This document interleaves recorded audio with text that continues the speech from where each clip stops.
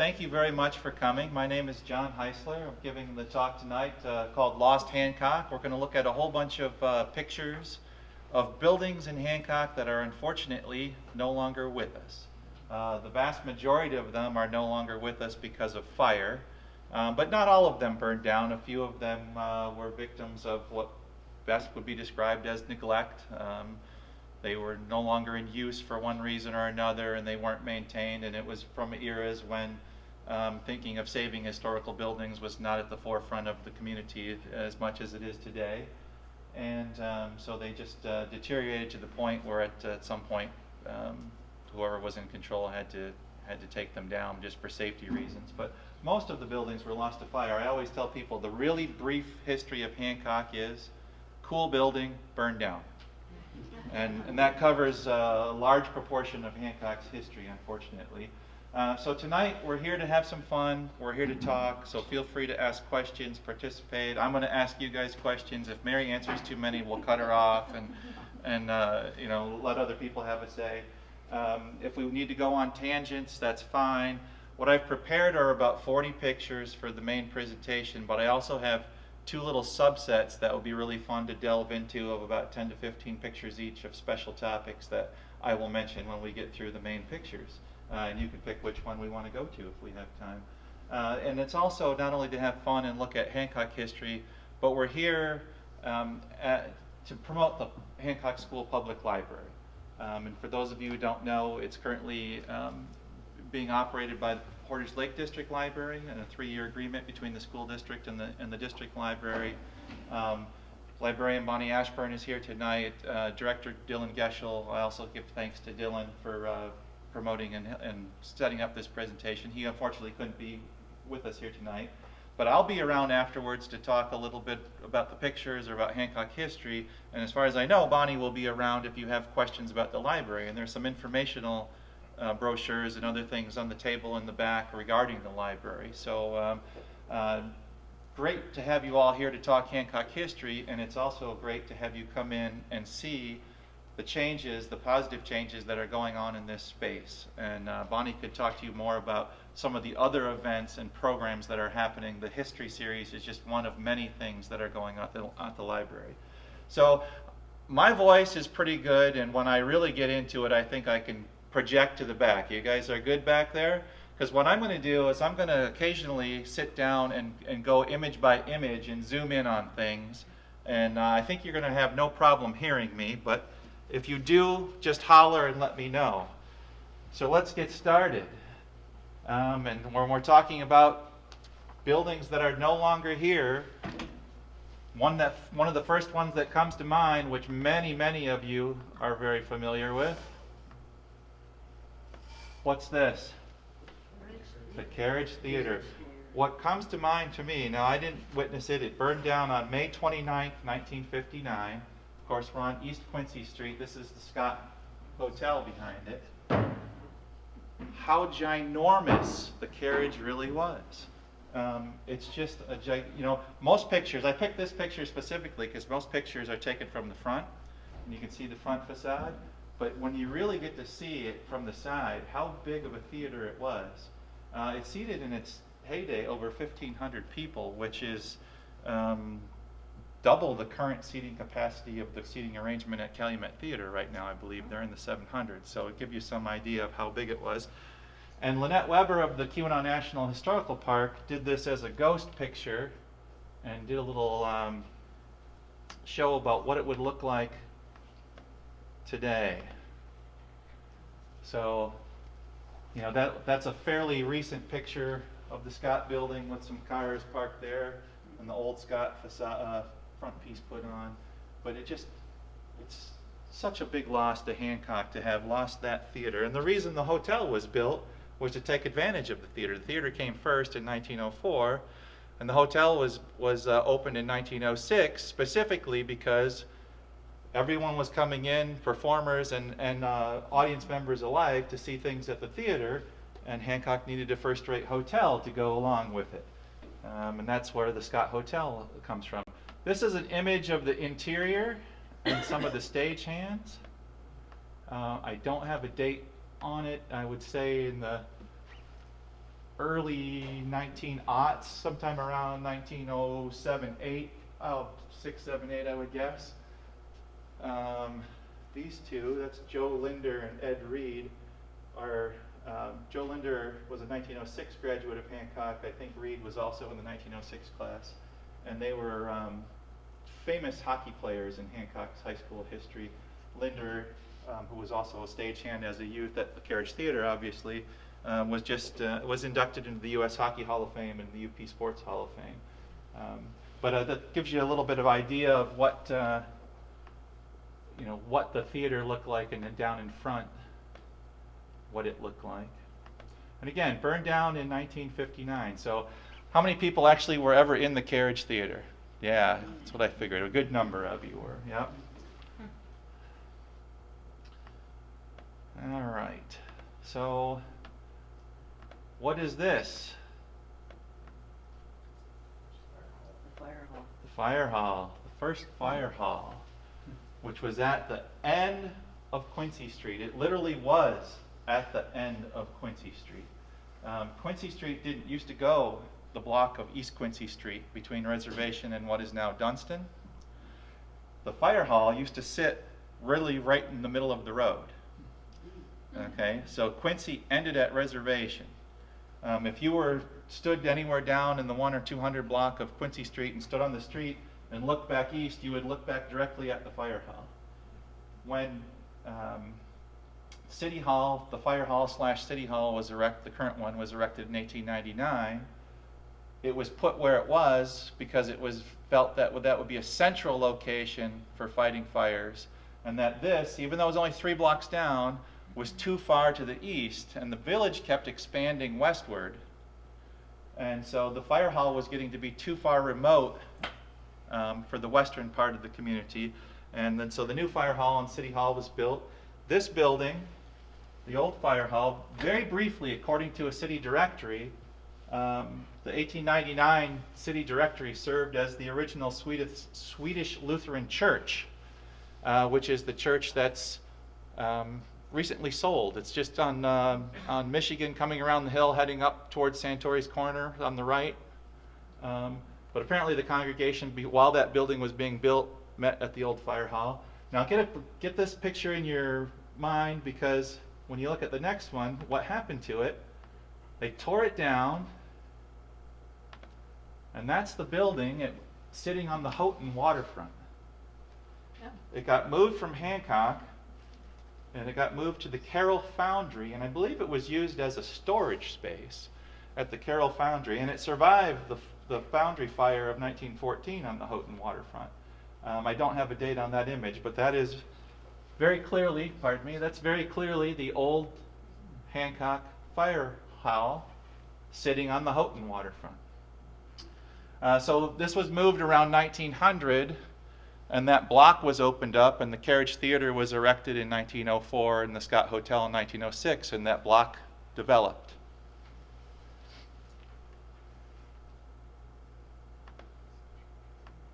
Many of you probably recognize this picture. Bring it in a little here. Someone go ahead. What is it? St. Matthew's. Evangelical Lutheran Church of Hancock. Finnish Evangelical Lutheran Church of Hancock. There you go. She's off to a fine start.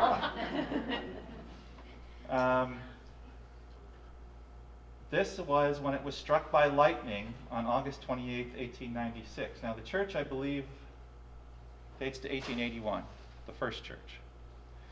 This church was struck by lightning in 1896. It burned to the ground in 1909, but a little bit of the cornerstone was left. The new church was built. The church is still standing. It's behind the Scott building. Jeff Field owns it right now. It's a kind of a seasonal antiques place. Many of you would remember that building as St. Matthew's. Was Glad Tidings in there, Mary, too? No? Yes. Yep, okay. Glad Tidings was in there as well. And interestingly enough, that building still, even though it dates to 1910, has the cornerstone of the 1881 building. So a lot of people think that building is a little bit older than it was, but it wasn't. A little bit of the foundation of the 1881 building that you're seeing here survived the 1909 fire, and they kept the date on the new building. But this is, I don't have a lot of script for you tonight, but I do have something for this picture.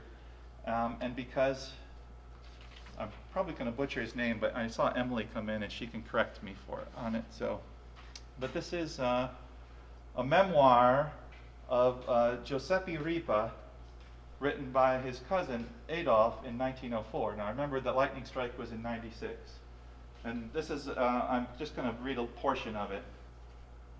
I was just holding confirmation school in Black Hill, Terraville, when a telegraph arrived from Hancock. At first glance, the content of the telegraph seemed inconceivable, even though it was true. My cousin and good friend, Giuseppe Ripa, had on that day, Friday the 28th of August, 1896, at 10 minutes past 3, died in a blink of an eye when hit by lightning in the Hancock Finnish Evangelical Lutheran Church, while holding summer school to a large group of children.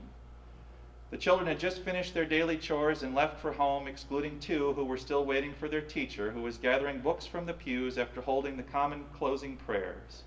A violent thunderstorm was rising, and perhaps that had prompted the teacher to let the children out earlier than usual. At that moment, a lightning bolt hit the church steeple with destructive force, and from therein continued through the chandelier into the coal stove. The children who were waiting close by saw their teacher fall between the pews, with his head almost reaching the center aisle. The frightened children informed the elders present. But Giuseppe was lifeless, even though the only visible marks of the lightning on his body were a few black dots on his face. I will not even attempt to describe the surprise and sorrow the relatives and friends experienced. It was not only in Hancock, but elsewhere as well, as the deceased was well known by the Finnish immigrants, especially in the West. He came from Astoria, Oregon. Much had been hoped of this young man, who was perfectly familiar with the language and customs of the country, after attending the Swedish Augusta College on Rock Island, Illinois for 4 years. He was perhaps the only Finn who would have been able to preach in the English language. A post as a preacher was his ambition, and to this end he had moved from his family home in Astoria to Hancock to continue his studies under Pastor Nycander, while aiming to be the teacher of singing and music in the presently founded Suomi College. He had the ability and gift in this area as well. So Finlandia University, Suomi College, opened in September of 1896. They had 3 faculty members planning to start the school in September of 1896.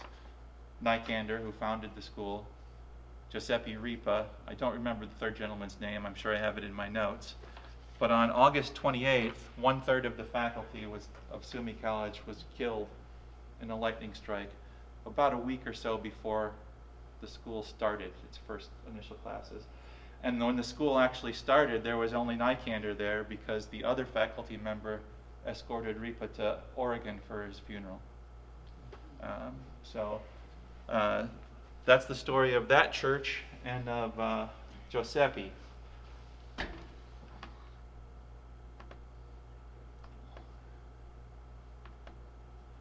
Okay, many of you probably remember this one.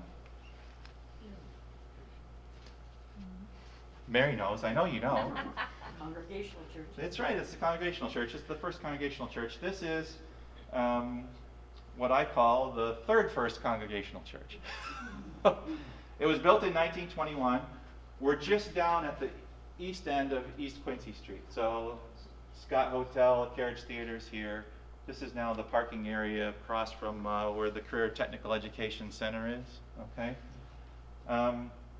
The first Congregational Church merged with the first Presbyterian Church of Houghton in 1969, and this particular building was raised in the 1970s. It was only 50-some years old because it was erected in 21.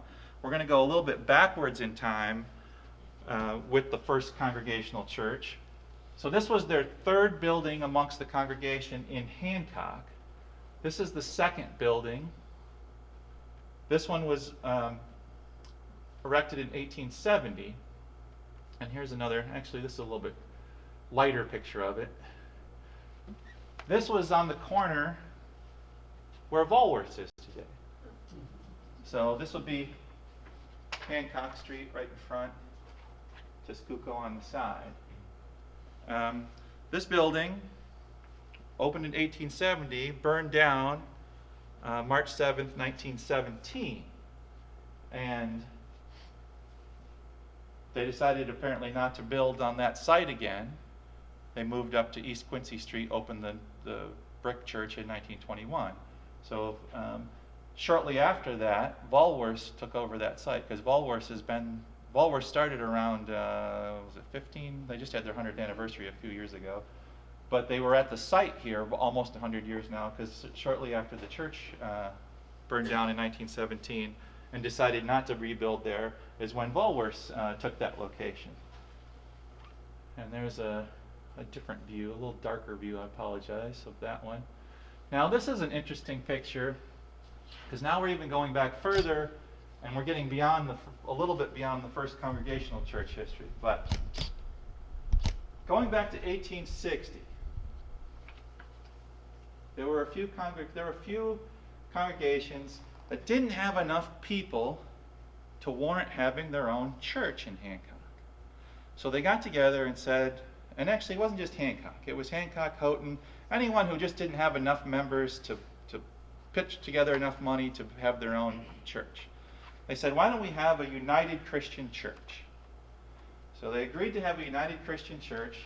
They decided that they would have a 9-member board overseeing the United Christian Church. 5 of the 9 members were from Houghton, 4 lived in Hancock.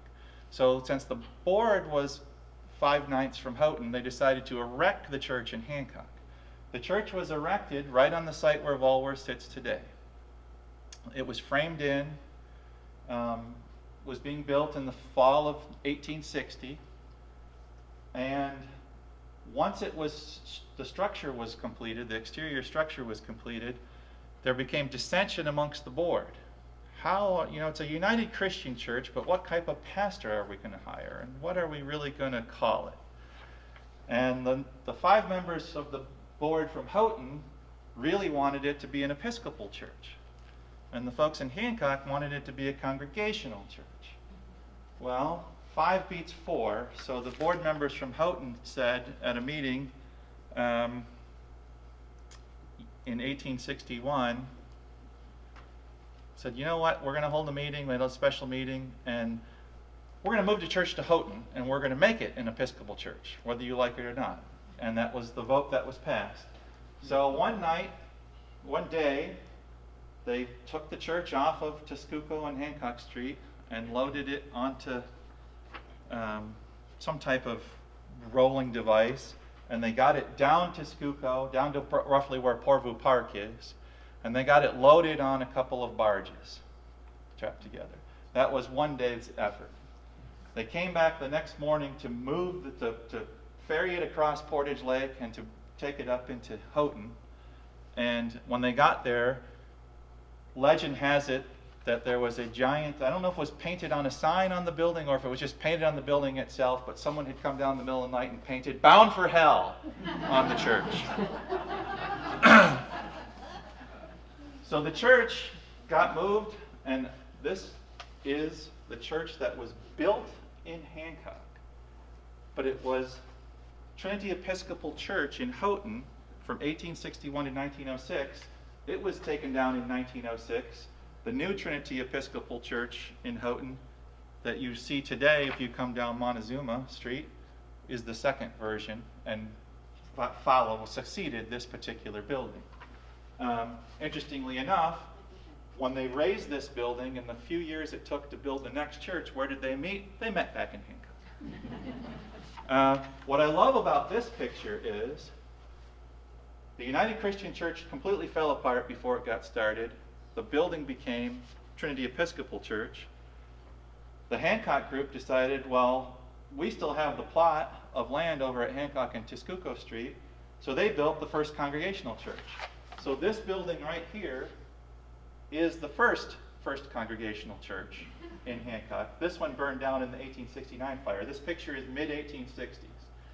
So they built one in the early 1860s. It burned down in 1869. They rebuilt again in 1870. It burned down in 1917. They rebuilt on East Quincy Street in 1921, and then they merged with the church in Houghton and moved. So that was 3 different First Congregational churches in Hancock, and four if you would count the United Christian Church that got moved to Houghton, that are no longer with us today. All right, Mary was just asking about this before, and this is actually that same location, roughly. Slide over here a little bit. Yeah, not gonna work. All right. So down here is the church. This is Tescuco Street. This is Hancock Street. This is where where Walworth's has their storage building today. This is the Lakeview House. It was owned and operated by Thomas Smart, who was at one point the village president. This is an early version of it. It was expanded after this, which I'll show you briefly. It expanded in 1881. At one point, I don't know for how long in its life, it was known as the International House. And then late in life, it was known as Hotel Salo, and it was demolished approximately in 1944. And this is the Hancock Star Bakery on Hancock Street next to it, also long gone. So that's what the Lakeview House looked like prior to 1881. And when Mr. Smart did his renovations, he made it bigger. So you can see the original version and the enhanced version. And this fence on the left-hand side is around the First Congregational Church's lot across the street from them. And yes, Tescuco Street still had quite the grade back then. It was known as Puffing Hill, because if you got off the boat when you came to Hancock, you came to Tescuco Street. You got off the boat, what is now Portview Park, and what did you have to do? The first thing you had to do was probably, unless you stopped at the Lakeview House and stayed there, you had to walk up to Quincy Street. And by the time you got to Quincy Street from Portview Park, you were puffing. So it was known as Puffing Hill locally. This is actually the same. This is down at the base of Tescuco Street during that era. One of the warehouses down at the dock. So just a little bit of how that much of a difference it looks than having the Copper Island Beach Club there today and Portview Park there today. But that's where most people came to, not only Hancock, but a lot of people, that's where they disembarked to come to Copper Island, whether they were going to Hancock or Calumet or beyond. They got to Hancock on the boat, and then they took either stayed in Hancock or took a rail to the north. And this building, the Lakeview House, was probably the first home for many an immigrant over its, say, 60-year lifespan that it was there. So quite a piece of history that was lost when it went away. What is this? And where is it? Lakeshore, Hancock? It's a Lakeshore in Hancock, Yeah. yep. Rock crusher. It is the Quincy Stamp Mill, and it's roughly where, near the Ramada and the Power Sports today. Okay. And it was opened around 1858. It was dismantled in 1893, and Steve can probably correct me if I get this wrong, but my understanding was the government had enough and basically just said, quit dumping all of your waste into Portage Lake. The shipping lane keeps getting narrower and narrower and narrower and narrower. And so they took care of the stamp mill. They moved to Mason and decided to pollute over there instead of polluting at Portage Lake. But this was quite the building on the waterfront and quite the operation down there. And here's another look.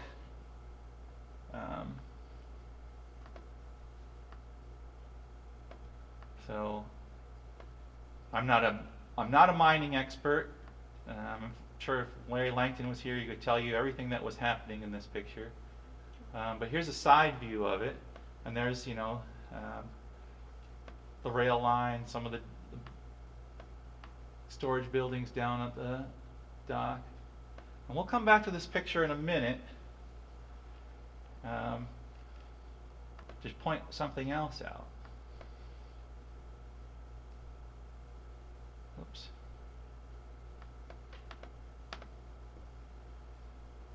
Mary, no helping on this one. Okay. Because this one's too close to home for you. Does anyone know where this is or what this is? Is it on Quincy Hill? No. This is, well, you can't read the sign. It's Smith's Super Service. Yes, someone just said it. Holiday. It's where the Holiday Station is today. Okay, up on Hancock Street. Okay. Now, get a look at the building itself that became Smith's Super Service. Picture was taken in 1929. Okay, kind of look at the roof line and just the building itself, not what got added to it, not the front, but just kind of look at the main section of the building. What that was before it became a service station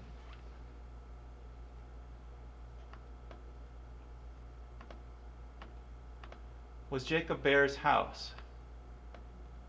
And this is a side view of it from about 1880.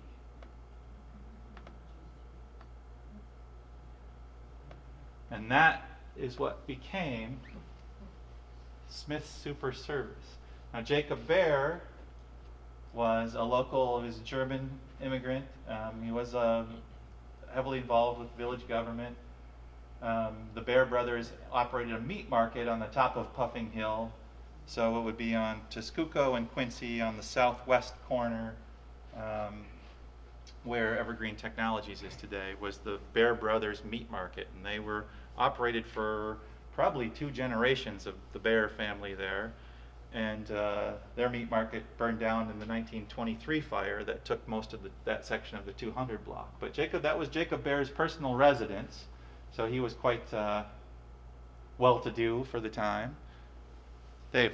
I've heard that they were related to the boxer Max Behr. Really? Yes. It's spelled the same way, so I can't confirm or refute that, but it's spelled the same way. It makes sense. Yeah. Jacob, of course, being older than Max.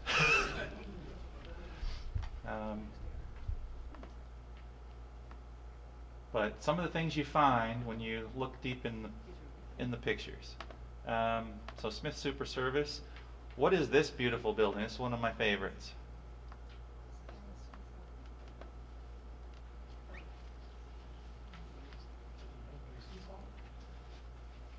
Close. It's certainly an old hall of one of the.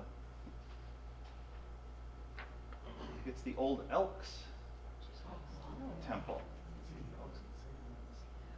It's the Elks.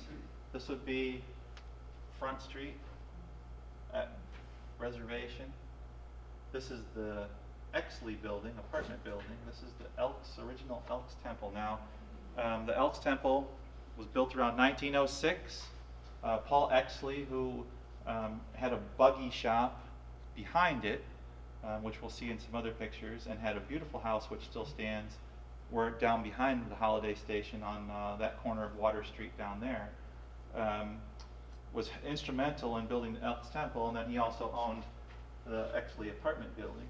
Now, the original Elks building burned down on December 23rd, 1944. The apartment building, many of you may remember on Front Street, it survived until April 17th, 1977, when it also burned down. And Lynette Weber from the Keweenaw National Historical Park also did a kind of a ghost of this and what it would look like. So this is a few years ago what that intersection looks. And this is the Elks building that replaced the original Elks building. This is the second Elks building. Okay, but what would it have looked like if that one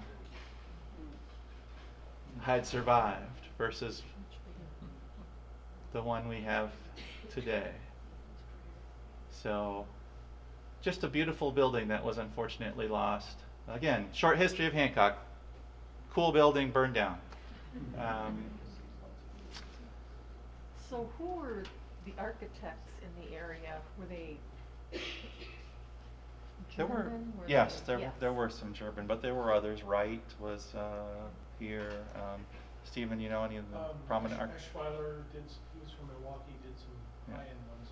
There's a website called Couple Country Architects. Yeah, that we'll we'll talk about some of the architects and where they're from and what the key buildings in Hancock or key buildings in the Copper Country that they were involved in. Okay, I saw Bill Lytle here. Bill, once again, how do we pronounce this? I'm not even going to try. Does anyone know where this particular building was? Or anyone want to take a guess? I know there's people here who know. This is at Franklin and Tiscuco. This is back where roughly where the old Neil's Taxi Oh. is. Okay. The society moved into the building around 1910, and this area was very much, you know, you think about the 1913-14 copper miners' strike. Calumet was really the epicenter of strike activity and what was happening. For Hancock, what was the epicenter for the strike activity was this area right here, because the publishing building, and again, this is Tiscuco, just north of Franklin.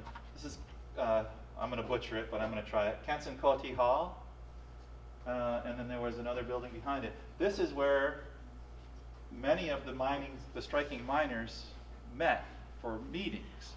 And of course, this is where much of the publications that the strikers were putting out, the print publications, were being printed. And the society itself was, you know, effectively run out of town after the strike. They moved to Superior, Wisconsin, and they have since moved back and are housed at the Finnish American Heritage Center again after being gone for 80-some years. And this is very shortly after the strike. One of the Ahos at Taylor had moved in there.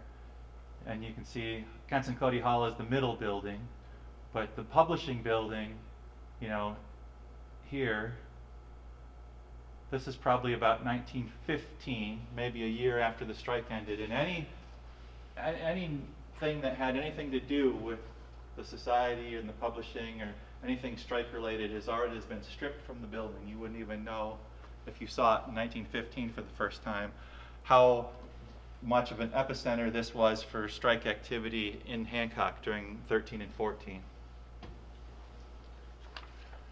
This is downtown. I just picked this picture one because I like it. I like the streetcars, a lot of interesting things happening. There's a couple of interesting buildings here. Bless you. This is the Scott block, erected by A.J. Scott. It was where the 1923 fire started that took out most of that section of the 200 block, including a couple doors down, the Bear Brothers Meat Market. It was across the street from what many of you, the Hotel Northwestern, which many of you would know later in life as the Finlandia Cafe. Is that right? And this building survived until the late 1990s and was a hazard. It's hard to read right here, but this is for a very slim time in the very early 1910s. It was not called the Hotel Northwestern, it was called Hotel Mac because it was owned by a gentleman named John P. McAleer. And he changed the name from Northwestern to Mac for about a year and a half, and then it went back to becoming Hotel Northwestern again after that. And I like some of the, you see some of the signs on the dentist is panning to the Finnish population by making sure the signs are in Finnish as well and that. So moving around downtown, staying in the 200 block, this is the Kauf block. It was a little bit further down. Ballpark where Frank's Hardware and where Risto's was when they were on Quincy Street, roughly in that area. This building, and I'll have another picture of it, burned down August 9th, 1944. So the far eastern end of the southeastern section of the 200 block burned down in 1923. The middle section of the 200 block on the southern side burned down in 1944 and took with it, this you can see, it's just was ginormous. Here's the post office that came in 1935. Here's the Northwestern Hotel. Here's the Count Block. What a fabulous building. But that whole section, and all the old buildings down here are gone, because from about here down to the end of the intersection there, that had all burned down in the 20s. So those are all relatively new in this photo. But yeah, the Count Block burned down in 1944. It was another big towering building in the corridor of Quincy Street.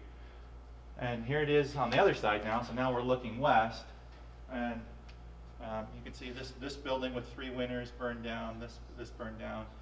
Coming down here would be Kaliva, and this one we can date really well because that's St. Patrick's Catholic Church. It burned down in 1937. That's the post office that opened in 1935. So we're at 1936 plus or minus a year in this picture.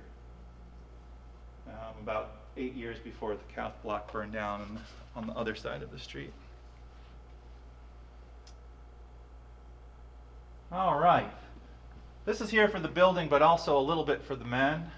And I'm going to bring them in a little bit and say, without getting into too much on all of them, that's Jacob Bear, who owned the house that became Smith's Super Service Station.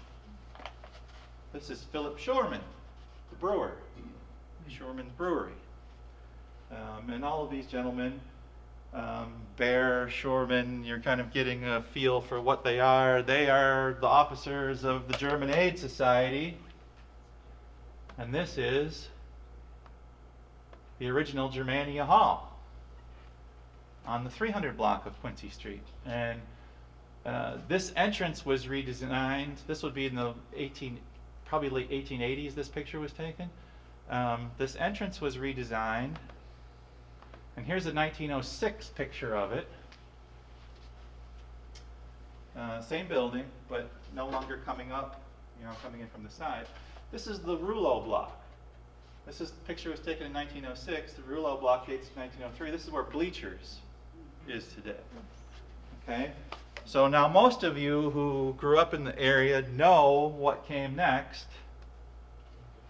Lincoln Hall. Well, actually it was Germania Hall. But in World War I, it wasn't cool to have a big building called Germania Hall downtown, so it became Lincoln Hall. But again, here's the Rouleau block, which before dwarfed Germania Hall. Now the new Germania Hall, which was erected in 1907, was towering up over that section of the 300 block. This is now a parking lot. What many of you remember as Lincoln Hall burned down on December 4th, 1966. And here's another picture of it. Good. And there's a lot of interesting things happening in this picture, but I'll just bring it in and show you. You've got Germania on it. The Savoy Theater was in Germania Hall. This is again the Rouleau block. Earl Hayes Dentistry had moved from 200 block down here, so you can see the same sign that was in a picture about 4 or 5 pictures back. He had new, all kinds of new, the Grinnell Brothers Music House was there, and the best I can figure is this troupe of people were probably involved with the production The Man in the Street that was playing at the Savoy that day. Because of the street. They're in the street.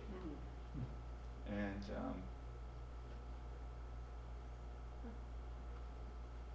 don't think they were local to Hancock, but I could be wrong. But that's a. Is that a nun getting out of the car? No, it's just no. Okay. But that's a good question. We could bring it in. That's a great question. Oh, okay, it's a hat. Yep, it's a hat and then an open space. Yeah. Yep. Okay. But that is a dog. Yeah. Much more animated than this dog, which I believe is probably a statue.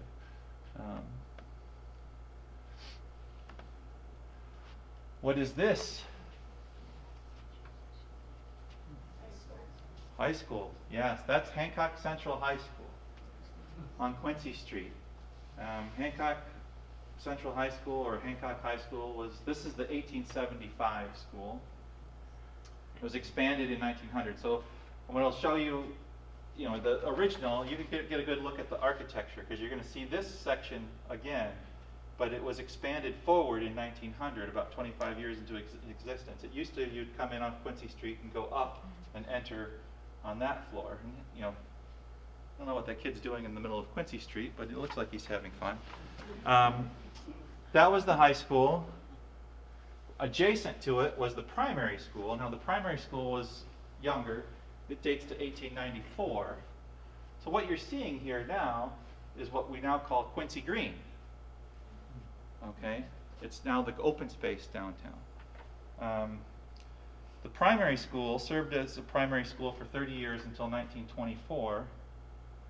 The reason it served until 24 was because the high school burned down in the summer of 1922. The new high school was erected in 1923. So what you see, it was erected behind the rubble of the fire of the old high school. So kind of on Quincy Green, going on the slope where everyone likes to sled a little bit in the winter. The old high school from 1923 back there was erected behind the fire of the original high school. And it was big enough that they didn't need to use Central Primary School anymore. The primary kids that went here could also go to the high school building. That building that was the primary school existed until about 1962. At one point in time, it was the American Legion Hall. Question. Yep. Well, was there a Catholic school on that same block? Yes, and we're coming to it. There were actually, well, yes, there was one further down on the 200 block, but there was one on this block as well. And we will see it momentarily. In fact, we'll see it right now. I'm going to bring some of these in and just shout from down here. So this is what we were just looking at. This is the primary school. This picture is from 1910. Now, you can see the architecture, the side here of the old high school, but it's expanded significantly, sandstone expansion towards Quincy Street, and now the entrance is right at street level. So this expansion to the high school happened in 1900. Okay, that's when we still had the old steeple on City Hall. This is St. Patrick's Church down where the bank is today, the Methodist Episcopal Church. As you come down the street, as Dave was just mentioning, what was next? Well, you had the high school, then you had the primary school, then you had St. Joseph's Church, which today is the Finnish American Heritage Center. Okay. Next to St. Joseph's Church was the rectory for St. Joseph's, which today is North Wind's bookstore. And then further down, you had St. Joseph's School, which today is a parking lot. This is the school section of the building. This is where the nuns were housed, the sisters were housed in this section. So that's what this section of Quincy Street looked like in 1910. And we can take another look at St. Joseph's School. It also, like the public school, the St. Joseph's Catholic School had undergone an expansion. Here it is in the 20s, behind a horse race on pony race on Quincy Street. There's St. Joseph's Church, there's the rectory, there's where the sisters lived, and there's the St. Joseph Catholic School. And there's a trolley line, tell you what time you can get picked up to go to Calumet if you wanted to.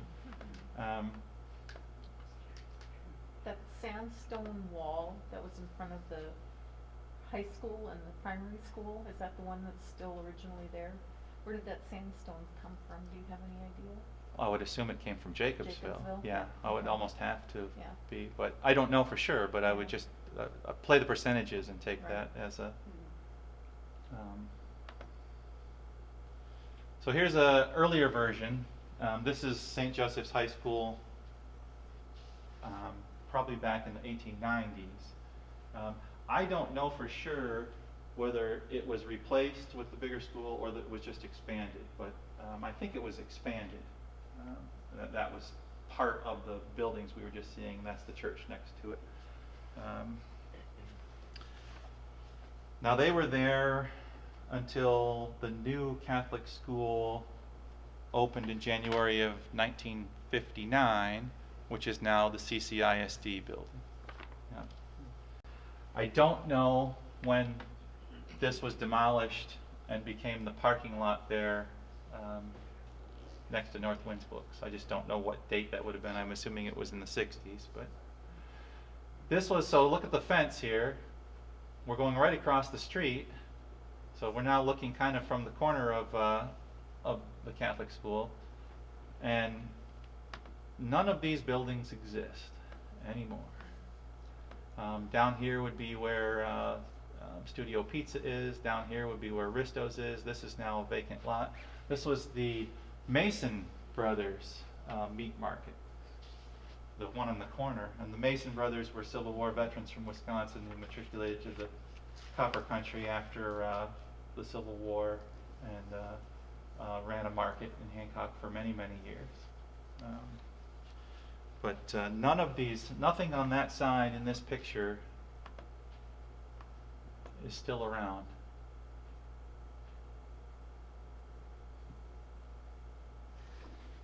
The building that the Mason brothers used, it was called the Mason Block, burned down on June 25th, 1959. Oops, went too far. This is the original what? Book concern. The original book concern, absolutely. This is the Finnish Lutheran Book Concern. It was opened in 1900. It was, the building itself was a little bit behind Old Main. I believe it was around until, the date that I've been told is about 2002. Is that right, Mary? Does that seem right? Did it last that long? Seems Yeah, right? 'cause well, I assume you used it for Yes. other things after. Yep. I don't know when the book concern itself moved up onto Franklin Street, but this particular building sitting behind Old Main was still in use and still was physically there until about 17, 18 years ago. What a beautiful building in early part of Sumi College history and Finnish American Publishing. Many of you probably know what this church is, or at least where it is, or was. Yep, Franklin Street Apostolic Lutheran. It was built around 1897, so this would be Franklin Street. This cutting behind here, where this house is, would be Mine Street. And down here would be Northern Auto. Put it for perspective for people. This burned down December 26, 1990.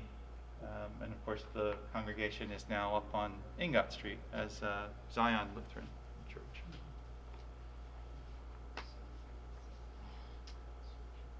Probably my favorite building in Hancock history.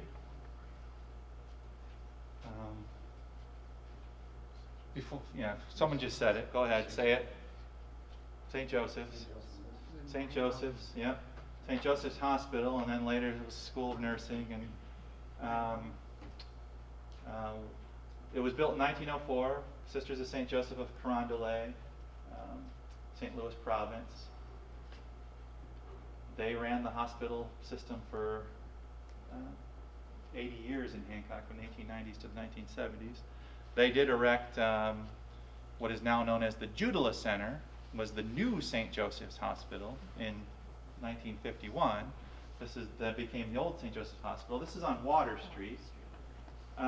Is there anyone here who was born in the old St. Joe's? All right, look at that.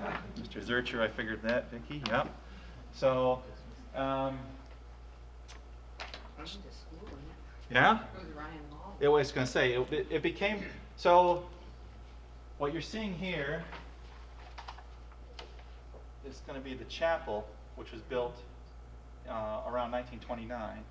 On this side, there was a nurse's residence, which is now the Judula Center Annex, where Dr. Janner's office and everything is.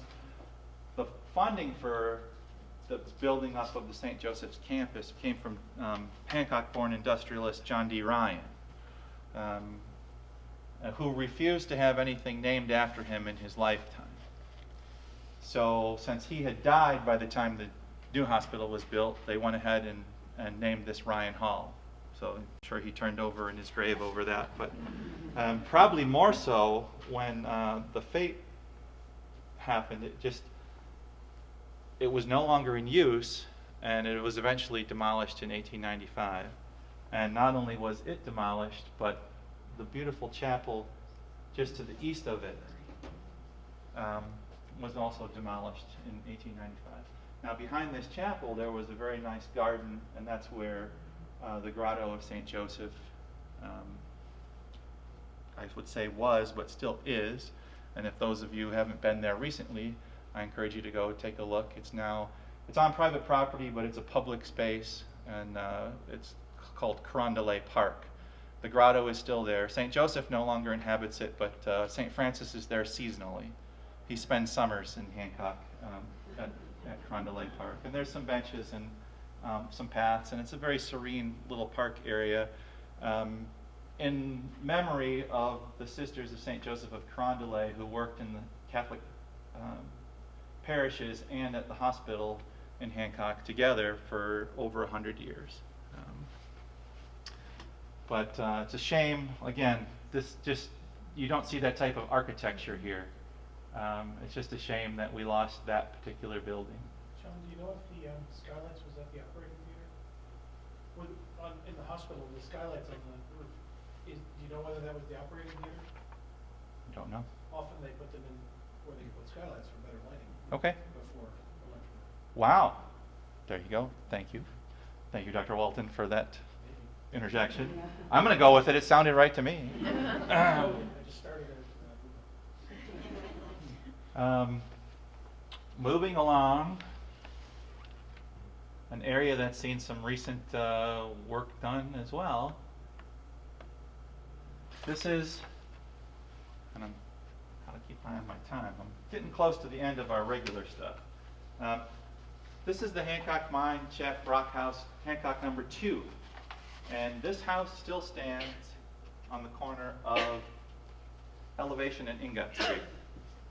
Okay, so this giant shaft rock house, which I believe was about 128 feet tall, the floor was 60 feet off the ground. There were 2 big cylindrical rock bins that were sitting on top of like 14-foot high concrete abutments, and the rail spurs, the concrete abutments were separated just enough so that the car could come through for the rock to fall in on the rail spurs coming through there. The concrete abutments are still there in people's backyards. If you look just south of Ingot between Elevation and 2nd Street, if you trespass on those private properties, you can find the concrete abutments. This, of course, the rest of the Hancock Mine number 2 site was all on the east side of Elevation Street. So the hoist house and everything else was over here, and this is now where the new development behind Pat's is, the Campione's development. It's become a residential area there. And apparently, Ingot Street, here's a car going up to, streetcar going up to Calumet from Hancock. Apparently it was a cow grazing area. The Hancock Mine, this was the last version of the Hancock Mine. There was about 3 or 4 iterations of it. This one petered out right at the end of roughly World War I. I think it closed down in 1919. And as far as I know, the actual shaft rock house was disassembled in the late 1930s. Are we looking south there? We're looking south, yep.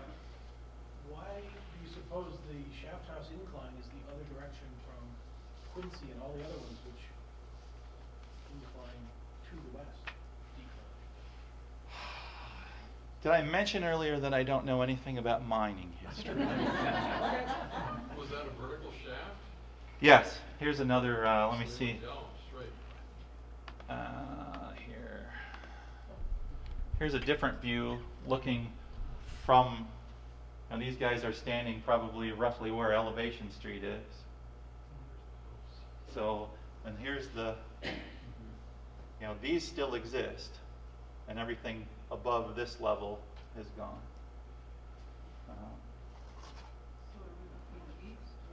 We're looking west there. We're on the east side of Elevation, looking across the street at the Shaft Rock House. And it's kind of hard to tell here, but there is some separation, just enough that you can get the car in there, so under these rock bins. And But was there another line further down Ingot from there? Because it looks like there's some cement slabs that are still there. Further down Ingot. Yeah, on the left-hand side. So are you thinking like at 2nd Street there, the big wall? Right there. Yeah, that was, I believe, to raise up so that the rail spur that came in was on top of that. Yeah, thanks. That's my understanding. I wouldn't bet money on it, but that's what I'm going with tonight, Dave.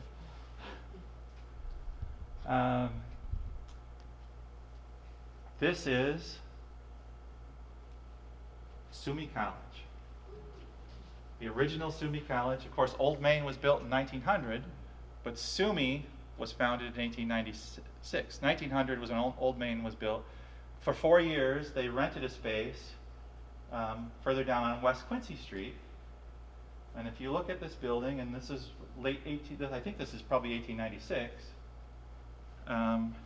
Many of you know it. I know Mary knows it. It became Mackey Sauna.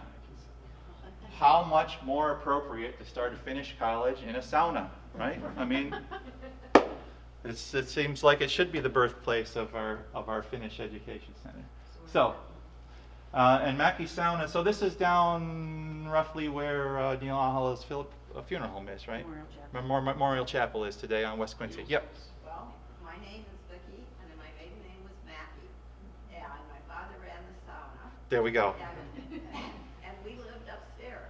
There were like an apartment upstairs, and on the 3rd floor was a big open floor, and on the back, where the washing machines and all that were, and there was space inside enough to dry the towels from the sauna, but also there was a big sort of rafty porch right on the back of the building, which was high, and in the summer you hung the towels to dry Oh. out on the porch that was in the back of the building. So, There were many meetings of that. There was a men's sauna that was really big, and on Saturday night it was like a Kaliva cafe or something. All the men would come to the sauna, and probably, but I know men don't gossip, but. oh yeah, no, men don't gossip. Thank you.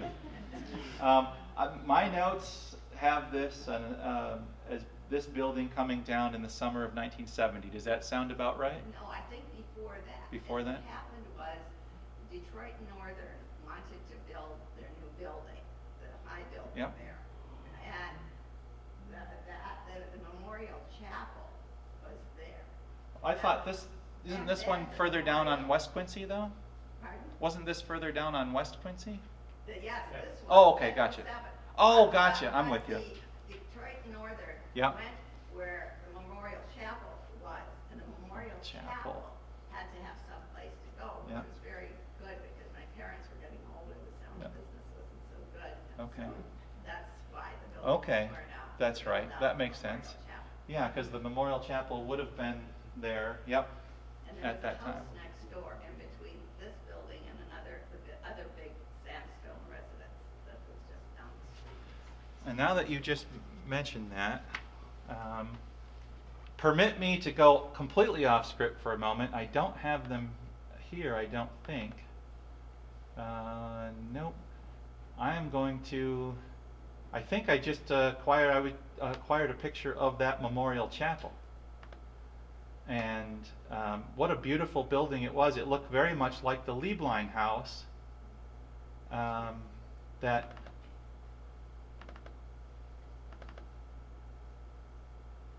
let me see if I can find it. You know, I'm gonna regret if I don't have it. No, I don't have it here. It's too bad. That'll have to be part of another presentation because that original Memorial Chapel that got moved out for DNN was quite a beautiful building. Yeah. White structure. And it really should be part of this. So that's where I have. That's where I am for this, and I have two sidebars. It's 7 o'clock. I've been gabbing at you and showing pictures for an hour. I have two sidebars, both of which I highly recommend, and both of which I could go through rather quickly. One is on St. Patrick's Catholic Church. One is on the Norwegian Evangelical Lutheran Free Church. So, do we have a preference to go? Both. But just go both, just do them? Okay. St. Patrick's Church, which is on Quincy Street. And we'll just start this off with a little tale of some Catholic history here. This is the aftermath of the 1869 fire, which started adjacent to, I'm just missing it, this just out of frame right here. This is, over here is St. Anne's Church. So this would be Franklin Street.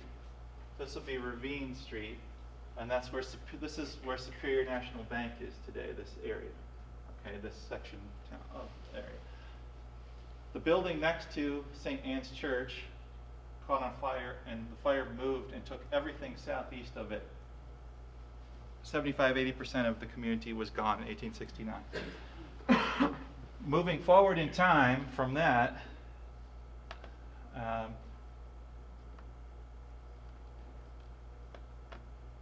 This is an 1899 or 1889 picture, because this is St. Patrick's Church. It was built immediately adjacent to St. Anne's on the corner here. This would be St. Anne's Rectory. The school used to be back here for St. Anne's, but it burned down in the mid-1880s.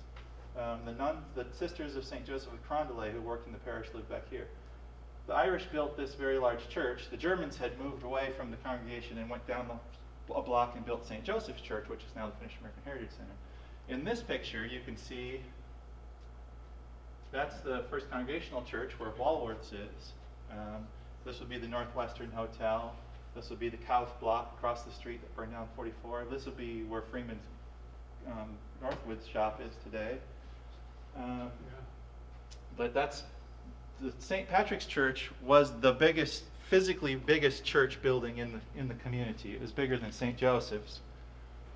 And this is a little bit later. That was from 89. This dates at least up into the mid-1890s, because you can see how the campus changed. The first thing they did when St. Patrick's opened was they tore down St. Anne's, because they worried if St. Anne's caught on fire, it would burn St. Patrick's. They built a new rectory here. There's where Cleva is. They built this beautiful St. Patrick's School, which was on the corner of Franklin and Ravine Street. And again, there's the First Congregational Church down on Hancock and Tescuco. So it was a wonderful campus. You've got, this was actually the hall. This is the rectory, St. Patrick's Church, St. Patrick's School. And again, the sisters who worked in the parish lived on the Franklin Street side of this campus. So there's a view of it. There's a view of the school. On May 6, 1937, there's the interior of the church. And I have it on good authority that I'm trusting that this is inside St. Patrick's School. But on May 6, 1937, the entire campus was lost. The fire was believed to have started in the east walls of the sacristy. The tower collapsed inward.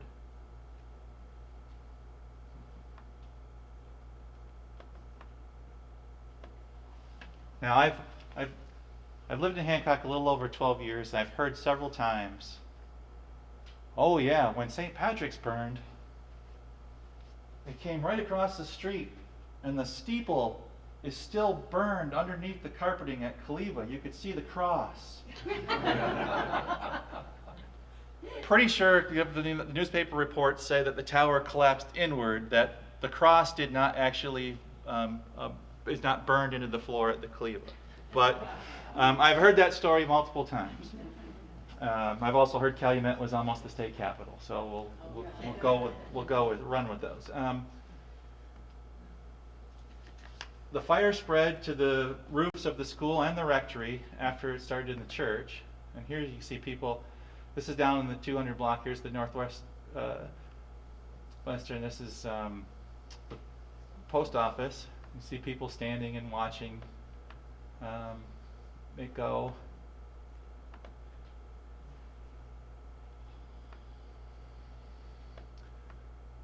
1937, and from what I understand from Mark Dennis and others who know the history, Hancock at that time did not yet have a fire truck. So, they had a fire department and wagons and horses, but there was no actual fire truck that could respond to the fire. A residence on Water Street behind the Masonic Hall burned down from sparks catching the roof. A second residence on Water Street did catch fire but was saved. And here you can see, and so here's the corner of the post office, so you can see what it was like. A garage on Hancock Street that was behind the Kauf block also took sparks and burned down.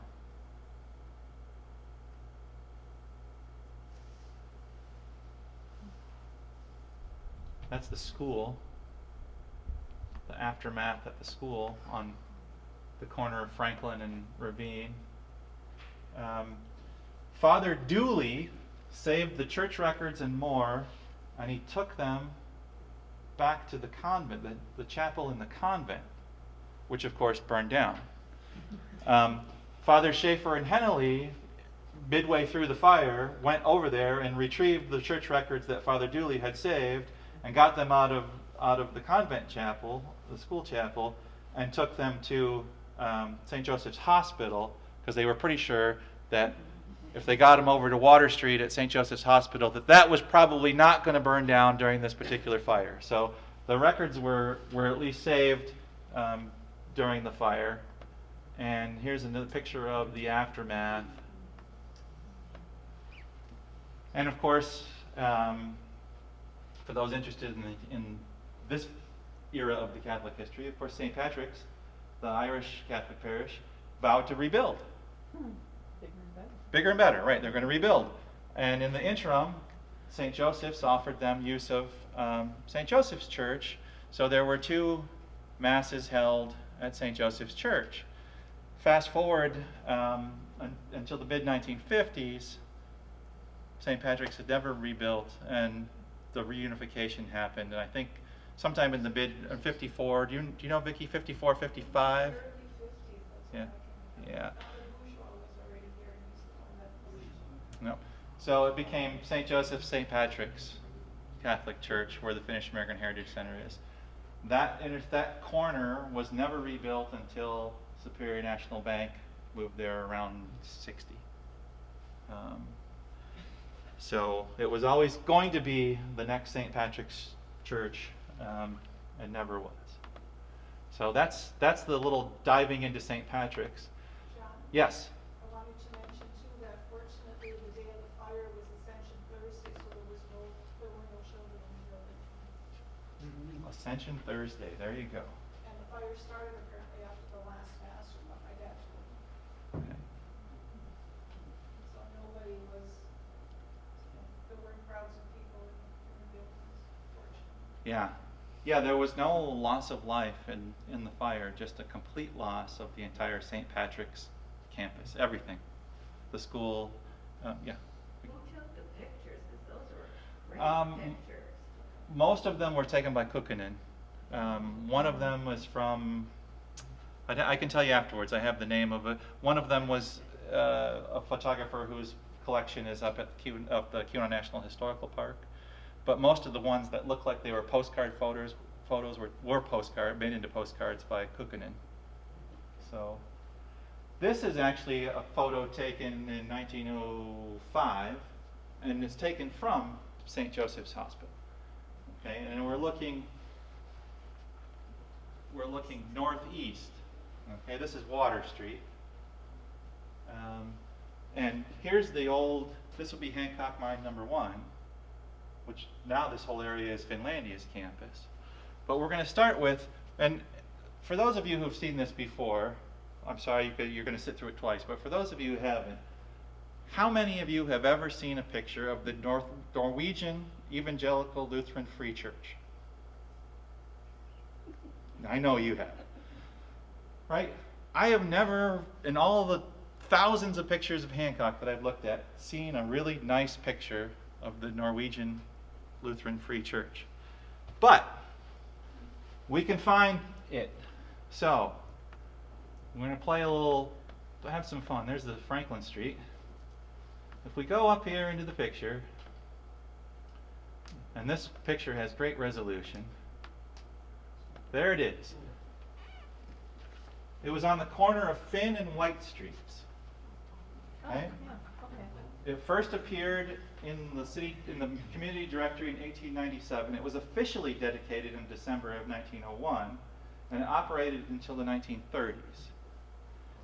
Okay, so it's on the corner of Finn and White Streets, and that's it. That's the Norwegian Evangelical Lutheran Free Church. Now, keep your eye on it as best you can, and watch where it is.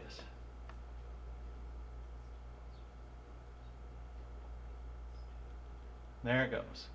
So you just got to find it in some of these photos. Now, I love this picture. This is we got all kinds of good stuff happening here. So we can see there's the high school, there's the primary school, there's St. Joe's, there's City Hall, there's how big Germania, well, at the time it was known as Lincoln Hall, was, towering downtown, right?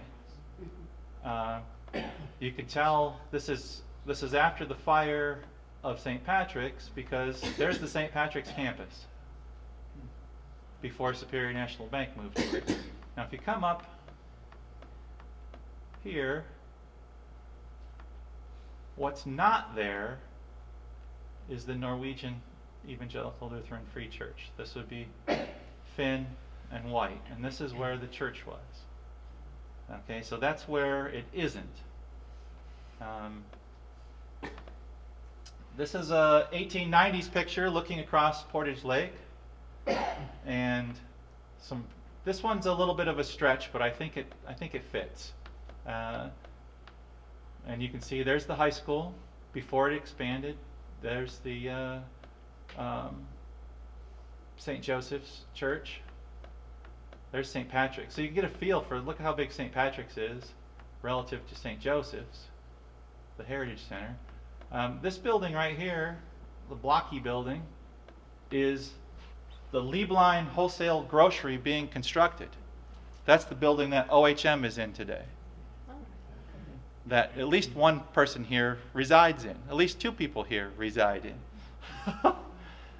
That's it being constructed in the 1890s. Now, if we move over, this will be Ryan Street area going up, and start poking around. If we poke enough, we can find something that looks a lot like an early version of the Norwegian church up there. So in this picture, you got to look for it there. Here's a beautiful picture, just on the west side of the bridge. You got the old coal docks. You got the Scott, the old Baptist church, which is now Dave's BP. The Rupee House. There's the million-gallon water tank up there. There's the Carriage Theater. And if you look far enough, there's our friend, the Norwegian Evangelical Lutheran Free Church, sitting up there on White Street. And in this picture, you would have to find it there. So you can see it right there. This is another view across the lake. This is great. You got you've got Temple Jacob. You can see where they eventually put the steps.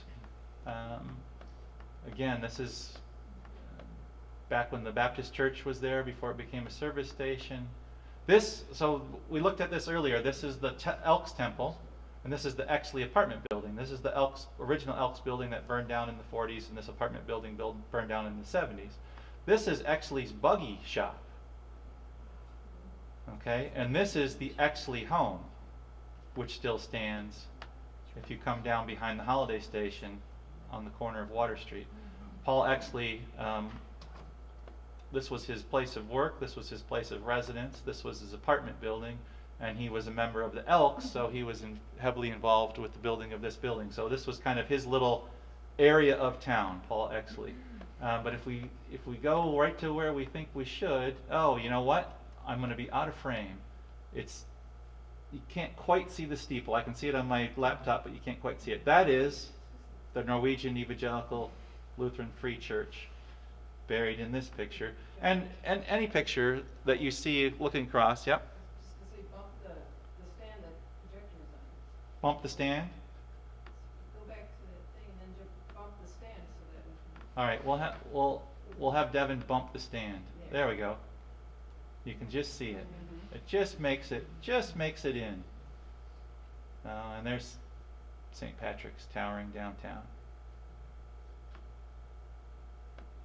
So there's a couple similar views, but then we'll get something. You know, again, if you know where to look for it, you know, you can find our friend.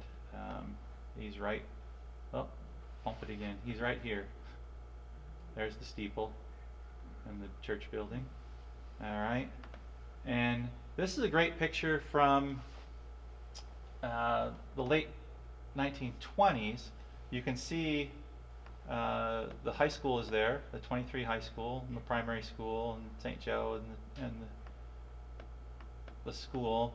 Coming down here, here's the Lieblein building where OHM is now. It's on the, okay, bump it to the right so we can see the right side. Yep, there's the Lieblein building, okay. The rail line, the spur would run off there because, so we get to the Lieblein building for unloading at the wholesale grocery there. And then down here, we can move it, center it back, yep. We've got both of the depots. This was Lakeview Station, this was the passenger depot, and this was the freight depot. And this is Depot Street is down there now, appropriately named. This was the Hancock Mine #1 site. Again, Finlandia's campus has been completely built up out of, you know, what used to be Hancock Mine property. And if you come up the hill and look where it should be, there's our friend, our Norwegian church on the corner of Finn and White Street. Why no one stood in front of it and took a picture, I don't know. This is I won't go to this one, but another classic postcard of Hancock. A lot of people have seen this image before. If you zoom in there, you can find the church on there. Another one, classic postcard of Hancock looking across. It's in there. I really like this picture. This is and labeled very well. So this is when Sumi was expanding up here. This is labeled Scott Street and Franklin Street. And if you look, you can see it. This was a pre-construction photo of some of the buildings that were going in probably, I think, in the 30s. And there's the church up there on White Street, standing tall and proud. And this might be my favorite. This was right after the school was built. And if you look, you can see, well, it's hard to tell in this picture, but back then it said high school at the top. This was the 1923 high school.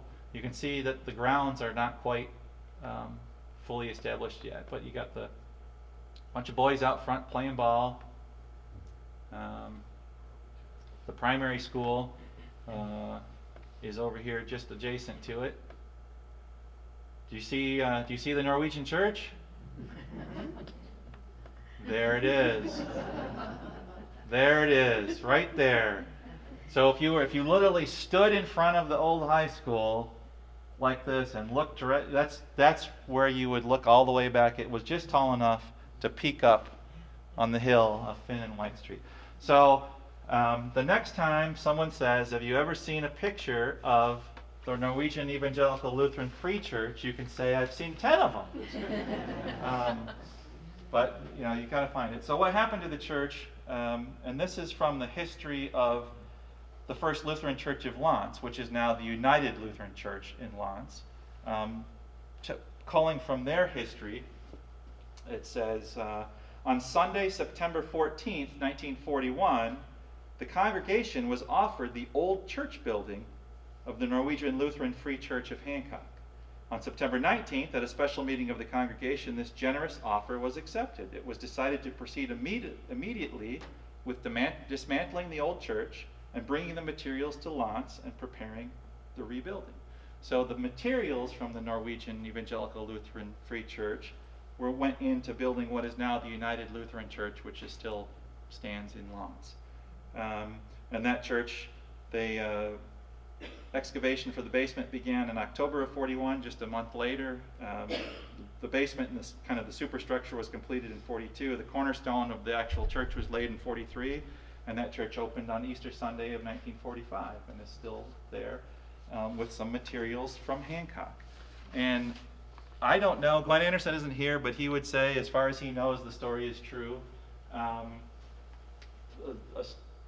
It's been passed down from the generations, and I don't know, maybe we'll have to put Steve on this one, see if you can figure this, if this is true or not. We are told that the pews in the council chambers at Hancock City Hall came from the Norwegian Evangelical Lutheran Free Church. So that's what we are told. So that's what I have for you this evening. If anyone has any questions, I'm happy to stick around. I know Bonnie has some treats in the back. Please get some literature about the library, and please come back and check out the library, because this place is just getting better and better all the time. Thank you. Thank you.